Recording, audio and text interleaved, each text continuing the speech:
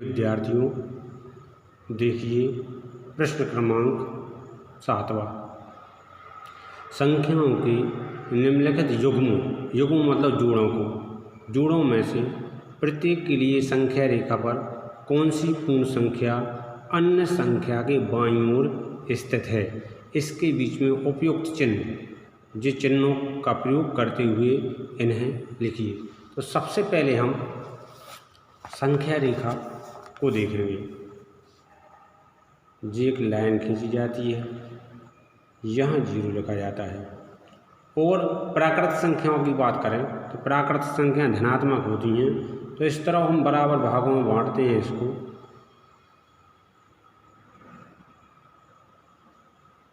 एक, दो, 3, 4, 5, 6, 7, 8, 9, 10, 11 और ऐसे आगे अनंत तक लिख सकते हैं। अपन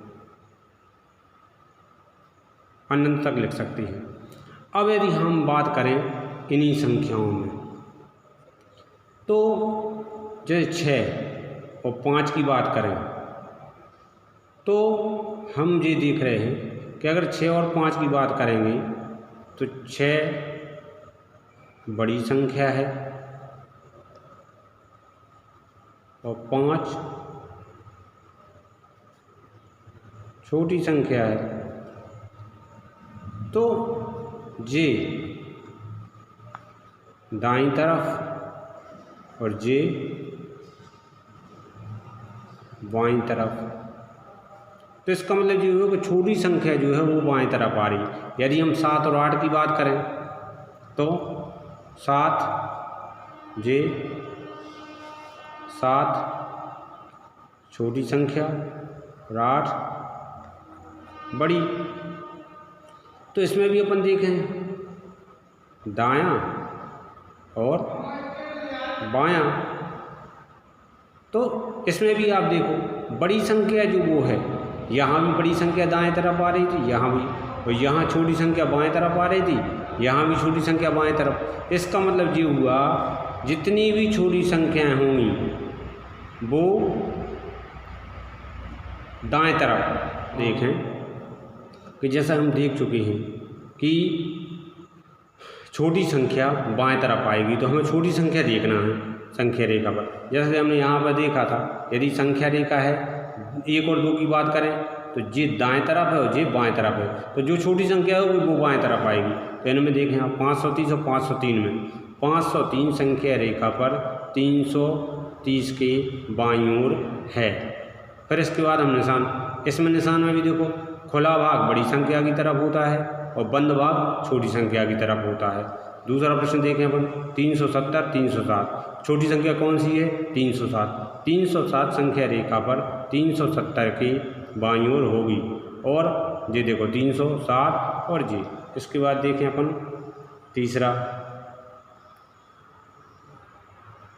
98,765 और 56,789। इनको अपन पढ़ के देख लेते हैं। इकाई दहाई सैकड़ा हजार 10,000। 98,765 इकाई दहाई सैकड़ा हजार 10,000। 56,000, तो 56,000 छोटे हैं, तो हम देखें 56,789 संख्या रेखा पर 98,765 के बाईं ओर होगी। और 56,789 को हम ऐसा लिख देंगे। देखिए आप, खुला भाग बड़ी संख्या की तरफ और बंद भाग छोटी संख्या की तरफ रहता है। इसके बाद अपन देखें प्रश्न क्रमांक तीसरा देखें डी नंबर का। डी नंबर के देखें आप 9830041500230001। इनको हम देखें, इनको हम पढ़ के देखें। इकाई दहाई सैकड़ा हजार 10,000 लाख 10 लाख। इकाई, दहाई, सैकड़ा, हजार, 10,000, लाख, 10 लाख, करोड़। तो जी इकाई, दहाई, सैकड़ा, हजार, 10,000, लाख, 10 लाख। इकाई, दहाई, सैकड़ों गिन में 1 2 3 4 5 6 7, 1 2 3 4 5 6 7 8। ज़्यादा अंक ज़्यादा बड़ी और कम अंक कम बड़ी। तो 98,30,415 संख्या रेखा पर इस संख्या के बाईं ओर होगी। 30,415 निशान लगा देंगे और ये आ जाएगा। इस प्रकार विद्यार्थियों, प्रश्न क्रमांक 8, निम्नलिखित कथनों में से कौन से कथन सत्य है और कौन सा कथन असत्य है। जब भी इस प्रकार के प्रश्न आते हैं, इन प्रश्नों में हमें सबसे ज़्यादा अपना दिमाग लगाना पड़ता है, क्योंकि ये नहीं कि हमने याद कर लिया, याद करने से कुछ नहीं है, हमें समझ में भी आना चाहिए कि आखिर हम इसका उत्तर दे रहे हैं, हाँ तो क्यों दे रहे हैं, और ना दे रहे हैं तो क्यों दे रहे हैं। ये सबसे पहले देखें, शून्य सबसे छोटी प्राकृत संख्या है। अगर हमें पता है कि शून्य प्राकृतिक संख्याएं 1 2 3 4 1 से प्रारंभ होती हैं, और प्राकृत संख्या मतलब प्रारंभ, जैसा कि हमने समझाया था, हम प्रारंभ से समझ में आ जाएगा कि हाँ प्राकृत संख्या 1 से शुरू होती है। लेकिन ये कह रहे शून्य सबसे छोटी प्राकृत संख्या है। सबसे छोटी प्राकृत संख्या जो है वो 1 है, क्योंकि प्राकृत संख्याएं 1 से शुरू होती हैं। इसलिए ये वाला जो हमारा ये हो जाएगा कि शून्य सबसे छोटी प्राकृत संख्या नहीं है, मतलब असत्य।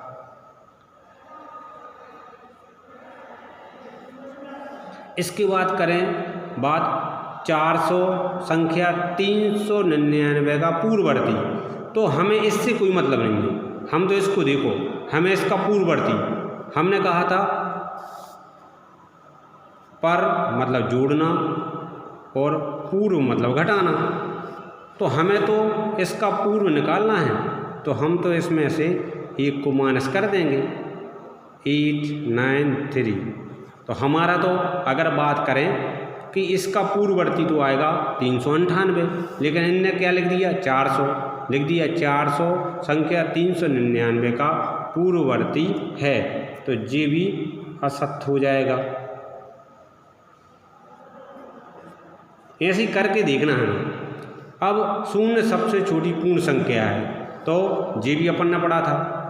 पूर्ण मतलब पूरी, पूरी कब होगी, जब इसमें 0 आ जाएगा आगे।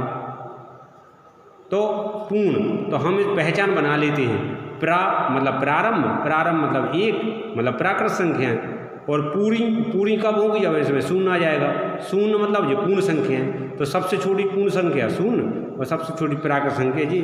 तो इनने बोला है शून्य सबसे छोटी पूर्ण संख्या है, तो जी अपना हो जाएगा सत्य।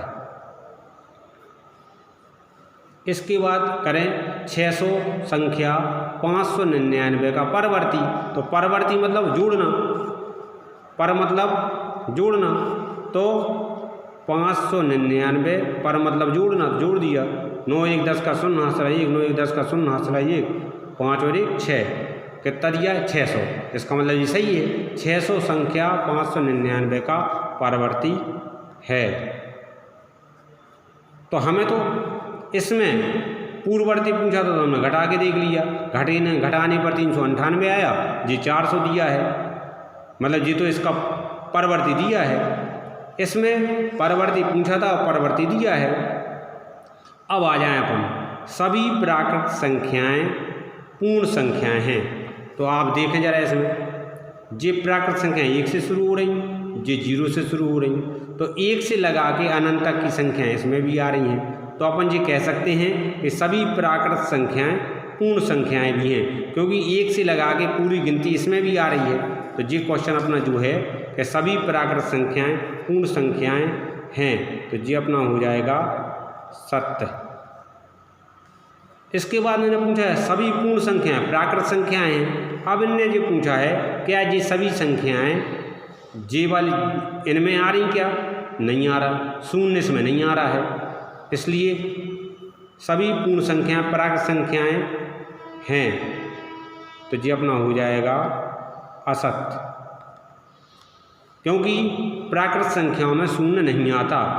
इसमें आ जाओ, 2 अंकों की पूर्ण संख्या का पूर्ववर्ती 1 अंक की संख्या कभी नहीं हो सकती। 2 अंक, तो 2 अंकों की अगर सबसे छोटी अपन बात करें तो 9 के बाद 10, तो ये 10 जो है वो 2 अंकों की सबसे छोटी संख्या है। 2 अंकों की छोटी संख्या, उनने कहा पूर्ववर्ती 2 अंकों की पूर्ण संख्या का पूर्ववर्ती 1 अंक नहीं हो सकता। एक अंक की संख्या कभी नहीं हो सकती। हो सकती है, देखो पूर्व मतलब घटाना, 10 में से 1 घटाएंगे अगर तो 9 आ गया। 9 तो 1 अंक की संख्या है, 1 अंक की संख्या, तो ऐसा जरूरी नहीं है कि नहीं 2 अंकों की संख्या यदि है तो उसका पूर्ववर्ती 1 अंक की संख्या नहीं होगी, हो सकती है। तो ये वाला भी अपना असत्य। जे इनने कहा है 2 अंकों की पूर्ण संख्या का पूर्ववर्ती, तो हमने एक संख्या ले ली 2 अंकों वाली, क्या 10, और 10 का पूर्ववर्ती कितना आ गया 9, तो ये 2 अंकों वाली है और ये 1 अंक वाली हो गई। तो ये कहना गलत है कि नहीं 2 अंकों वाली संख्या का पूर्ववर्ती 1 अंक वाली संख्या नहीं हो सकती। जिसके बाद एक सबसे छोटी पूर्ण संख्या है, देखें आप, एक मतलब प्रारंभ मतलब प्राकृत संख्या है, तो पूर्ण संख्या तो होगी नहीं। एक सबसे छोटी पूर्ण संख्या, सबसे छोटी पूर्ण संख्या तो क्या है 0, सबसे छोटी पूर्ण संख्या 0। ये कह रहे हैं सबसे छोटी, एक सबसे छोटी पूर्ण संख्या है, तो ये हो जाएगा अपना असत्य। तो ये सारे प्रश्न आपसे जब बनेंगे जब आपके ये कॉन्सेप्ट क्लियर होंगे कि पूर्ण संख्या प्राकृत संख्या। इसके बाद देखें, प्राकृत संख्या 1 का कोई पूर्ववर्ती नहीं है। अब 1 के पहले, तो ये तो सही है, तो घटा के भी देख लो आप 1 का, तो 1 में से 1 घटाओगे 0 आएगा, और 0 प्राकृत संख्या नहीं है, ये तो पूर्ण संख्या बन गई। मतलब 1 के पहले कोई प्राकृत संख्या नहीं आती। देखो आप, प्राकृत संख्या 1 से शुरू होती है, 1 के पहले कुछ नहीं आ रहा, इसलिए प्राकृत संख्या 1 का कोई पूर्ववर्ती नहीं होता, तो ये अपना हो जाएगा सत्य। पूर्ण संख्या 1 का कोई पूर्ववर्ती नहीं होता, ये तो असत्य हो गया, क्योंकि 1 के पहले 0 आता है। अगर 1 में से 1 को घटाओगे 0 आ जाएगा, और 0 भी पूर्ण संख्या है, तो इसका मतलब इसमें पूर्ण संख्या 1 का कोई पूर्ववर्ती नहीं है, ये तो असत्य है। जबकि है 1 का है पूर्ववर्ती, जबकि प्राकृत संख्या का नहीं है। इसके बाद अपन देखें, पूर्ण संख्या 13 संख्याओं 11 और 12 के बीच में स्थित है, ठीक है ना। 11, 12, 13 लिख लो आप। अब देखो पूर्ण संख्या 13 संख्याओं 11 और 12 के बीच में, तो ये तो इन दोनों के बीच में नहीं आ रही है, ये तो बाहर आ रही है, बाद में आ रही है इनकी, तो अपना ये हो जाएगा असत्य। इसके बाद देखें, पूर्ण संख्या 0 का कोई पूर्ववर्ती नहीं होता, ये भी सत्य है। सत्य कैसे है? क्योंकि 0 के पहले कोई संख्या नहीं है। 2 अंकों की संख्या का परवर्ती सदैव 2 अंकों की एक संख्या होती है। अब अपन एक काम करें, 2 अंकों की सबसे बड़ी संख्या देख लो 99। परवर्ती मतलब जोड़ना, 1 जोड़ के देखो आप, 9 1 10 का 0 * 1 9 1 10 100, भैया ये तो 3 अंक हो गए। जी कह रहे हैं 2 अंकों की संख्या का परवर्ती सदैव 2 अंकों की संख्या होती है, जबकि 2 अंकों का परवर्ती हमने देखा तो ये 3 अंक की भी बन गई संख्या, तो इसका आंसर जी भी असत्य हो जाएगा। जी कह रहे 2 अंकों की, जबकि 3 अंकों वाली संख्या भी हो सकती है।